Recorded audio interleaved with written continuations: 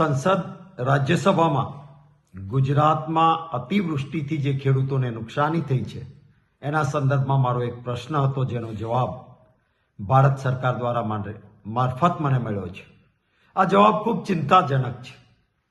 કેન્દ્ર સરકારે કહ્યું છે કે જ્યારે કોઈ મોટી કુદરતી આફત આવે ત્યારે એનડીઆરએફમાંથી સહાયની મોટી રકમ મળે, પરંતુ રાજ્ય સરકાર દ્વારા નુકસાનીનું સર્વે કરીને કોઈ આવેદન આપવામાં આવે, માંગણી કરવામાં આવે, ત્યારે આ રકમ છૂટી થતી હોય છે.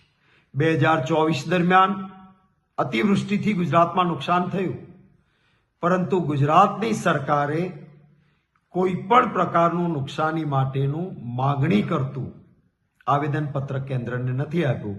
માટે કેન્દ્ર તરફથી એનડીઆરએફમાં જે સ્પેશિયલ સહાય મળવી જોઈએ એ નથી મળી શકી. એસડીઆરએફમાં અને રેગ્યુલર સહાયની મર્યાદા હોય છે.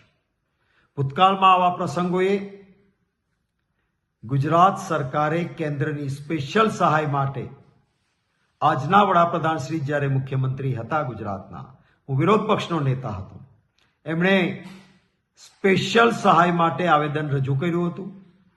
શરદ પવારજી કૃષિ મંત્રીને વિનંતી કરીને ખાસ એ ગાંધીનગર પણ આવ્યા હતા.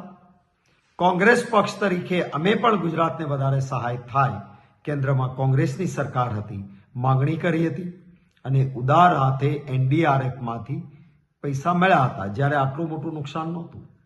આ વખતે ગુજરાતમાં ખૂબ મોટા પાયે નુકસાન થયું, કેટલાય ખેડૂતો બરબાદ થયા છે.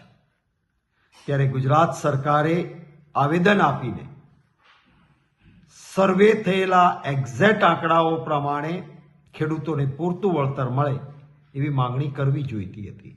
પરંતુ આ પ્રશ્નના જવાબમાંથી ફલિત થાય છે કે ગુજરાત સરકારે કોઈ આવેદન જ આપ્યું નથી, માંગણી જ કરી નથી. હું માનું છું કે આ એક ગુનાહિત બેદરકારી છે.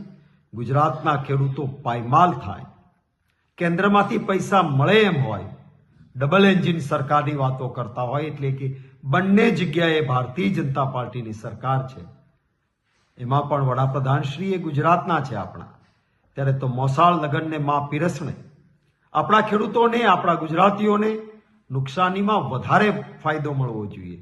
એના બદલે માંગણી પણ નહીં કરવાની, આવેદન પણ નહીં આપવાનું.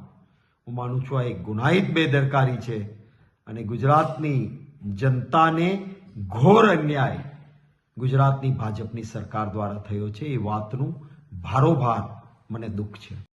છોટાઉદેપુર સહિત રાજ્ય, દેશ અને દુનિયાના સમાચાર જોવા માટે સબસ્ક્રાઇબ કરો તીર સમાચાર અને બેલ આઇકોન જરૂર દબાવો.